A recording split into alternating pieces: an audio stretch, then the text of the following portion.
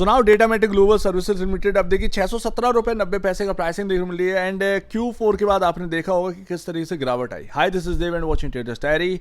यहाँ पर डेटामेटिक को होल्ड करना है या बाय करना है या सेल करना है, इसके बारे में बात नहीं कर रहे हैं।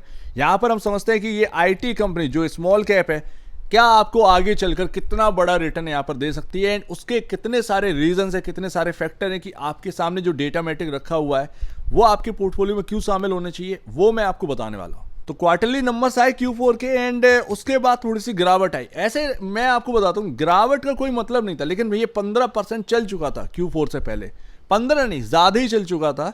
सो दैट थोड़ी सी प्रॉफिट बुकिंग आई है, आप इस तरीके से समझिएगा। बट अगर आप देखेंगे रेवेन्यू का जो नंबर है, या कह सकते हैं नेट सेल का जो नंबर है, वो आपका 505। अगर आप जगह जगह देखेंगे तो 500 या 497 करोड़ रुपए का आराम से देखने को मिल जाता है। ये रिकॉर्ड नंबर है, रिकॉर्ड नंबर है आपके सामने, अब तक का सबसे बढ़िया रेवेन्यू का नंबर आपके सामने निकल कर आया है। बट मायूसी वहीं आ जाती है कि जो नेट इनकम है वो बिल्कुल फ्लैट है, एंड 4 क्वार्टर से ये फ्लैट है।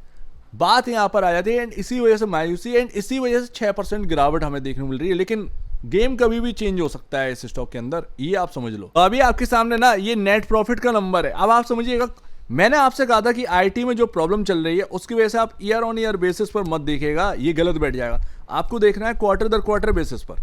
क्वार्टर दर क्वार्टर बेसिस पर अगर आप देखेंगे तो आपको 75 करोड़ का यहाँ पर नेट प्रॉफिट देखने को मिलेगा पिछले क्वार्टर, यानी कि Q3 में।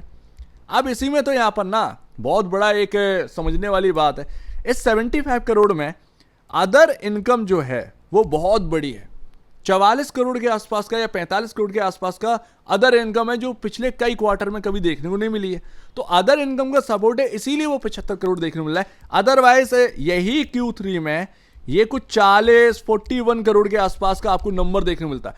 तो जो नंबर आए हैं वो आपके क्वार्टर दर क्वार्टर बेसिस पर वो आपका एकदम फ्लैट है, खराब नंबर नहीं है। मोस्टली 60% IT कंपनीज आपको कुछ यही नंबर्स आपको देखने को मिल रही है।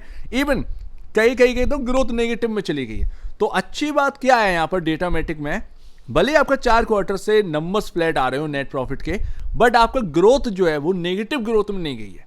पहली बात ये नोट करने वाली। दूसरी बात, फ्लैट है तो बाकी जो IT कंपनी के नंबर आ रहे हैं वैसे इनके आ रहे हैं, लेकिन रेवेन्यू का जो नंबर है वो हाईएस्ट रिकॉर्ड ब्रेकिंग नंबर है। अब आप जरा देखिए, ये आपका ईयर ऑन ईयर बेसिस पर है, मतलब पिछले साल और इस साल का प्रॉफिटेबिलिटी 206 करोड़ की प्रॉफिटेबिलिटी है। अब आपको करना है क्या, कंपेयर करिए बाकी IT कंपनियों से, उससे आपको समझ में आएगा कि आपका डेटामेटिक आज की डेट में कितना सस्ता है या कितना महंगा है। वही मैं आपके सामने करके दिखाना चाहता हूं। 206 करोड़ का पूरे साल का प्रॉफिटेबिलिटी रही है। हालांकि ईयर ऑन ईयर बेसिस पर ये प्रॉफिटेबिलिटी 197 करोड़ से बढ़कर 206 करोड़ है। एटलीस्ट बाकी जो IT कंपनी है जो हाई ग्रोथ के नाम पर मिल रही है, कम से कम उनके जैसे नंबर आ रहे हैं जो हाई मार्केट कैप एंजॉय कर रहे हैं। यहां पर इनका चीपर मार्केट कैप है, चीपर वैल्यूएशन पर यहां पर अवेलेबल है, इनके भी वही नंबर आ रहे हैं। तो अंतर क्या है फिर? तो ये थोड़ा समझने वाली बात। 206 करोड़ का नंबर यहां पर निकल कर आया ना, इससे आप जरा देखो। अब देखो 180 अब हैप्पीएस्ट माइंड से आप कंपेयर करिए, क्योंकि मैंने जब से स्टार्ट कर रहा था तो हैप्पीएस्ट माइंड से ही कंपेयर करता था डेटामेटिक को। जब हैप्पीएस्ट माइंड का IPO आया था, लिस्टिंग हुई थी, तो मैंने आपको समझाया किस तरीके की ग्रोथ डेटामेटिक दे रहा है सस्ते। तब ये डेटामेटिक 100 रुपये पर काम करता है, हैप्पीएस्ट माइंड चला जा रहा था। वही मैं आपको समझाने का। आज की डेट में हैप्पीएस्ट माइंड कहाँ पर है, डेटामेटिक कहाँ पर है, अगर आप देखेंगे तो आपको समझ में आएगा। यहाँ पर उनकी जो प्रॉफिटेबिलिटी है इस साल की वो 184.65 करोड़ की है। मार्केट कैप कितना है?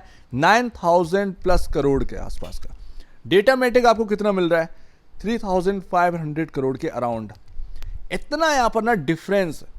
आप और IT कंपनी से डिफरेंट करके देखेंगे ना कंपेयर, तो फिर आपको इतना ही समझ में आएगा भाई। कई मायने में ये IT स्टॉक कई मायने में काफ़ी चीपर वैल्यू पर चल रहा है, अवेलेबल है। एंड ये स्टॉक का बिहेवियर रहा है, आप देखेंगे ये आपका रेंज रही है। जब IT सेक्टर में प्रॉब्लम आई थी 2022 में, तो ये स्टॉक ने आपका रिटर्न खराब नहीं किया। ये स्टॉक 2 साल तक एक रेंज में रहा। जब IT स्टॉक चलने पे आया तो सबसे पहले यही था जो चलने पर बैठा था, एंड ये चला, एंड इसने 800 का हाई जो है वो लगाया। 2 साल इधर भी होने जा रहे हैं, आपका रेंज में ही है। तो वही मैं आपको बता रहा हूं कि जो चीपर वैल्यू पर ऑलरेडी अवेलेबल है आप उसे जो ग्रोथ सबकी आ रही है वही इनकी आ रही है, कैसे आप इसको और ज़्यादा तोड़ दें, कैसे आप इसको तो और ज़्यादा मरोड़ देंगे आप, ये सबसे बड़ी याद यहाँ पर रहती है। तो ऐसा नहीं है, होप बिल्डअप जो है ना वो काफ़ी ज़्यादा हो जाती है, बस वही चीज़ ना थोड़ी सी अखरती है, लेकिन एक टाइम तक अखरती है, कोई दिक्कत की बात नहीं है। मेरे ख्याल से आपको डेटा मैटिक और बाकी आईडी स्टॉक है उनको थोड़ा सा एनालाइज करना चाहिए कि आपको पोर्टफोलियो में क्यों रखना है। मेरे पास हैप्पीएस्ट माइंड से कंपेयर करने के लिए था, तो मैंने आपको हैप्पीएस्ट माइंड से कंपेयर करने के लिए बता दिया। ज़्यादा बेहतर यहाँ पर समझ में आ रहा है कि भाई कौन ज़्यादा महंगा मिल रहा है, कौन ज़्यादा सस्ता मिल रहा है, बस इतनी सी बात। तो आपने जो भी फाइनेंशियल एडवाइज़र हो, मैं ये नहीं कह रहा हूँ कि आप मेरी बात सुनकर बाय कर लीजिए या फिर होल्ड करिए, नहीं, ये कहने का हक नहीं है। यहाँ पर मैं आपसे बस इतनी कह सकता हूँ कि आप खुद का एनालाइज करिए।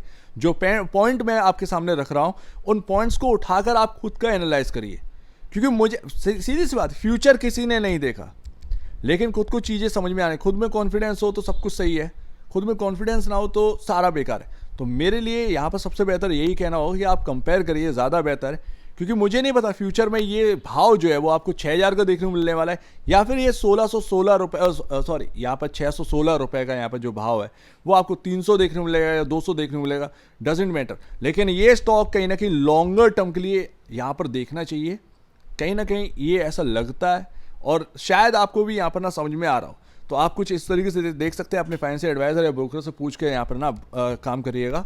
बाकी आपका एनालिसिस आपके ऊपर है, क्योंकि हर कोई सेम पैसा नहीं कमाता, हर कोई अपने एनालिसिस के हिसाब से पैसा जो है वो बनाता है इस मार्केट के अंदर। बाकी यहाँ पर जो अभी प्राइसिंग देखने को मिल रही है उस हिसाब से आपका जो मूविंग एवरेज है उससे प्राइस का जो आप देखेंगे ना 50 डे में वो 603 रुपये।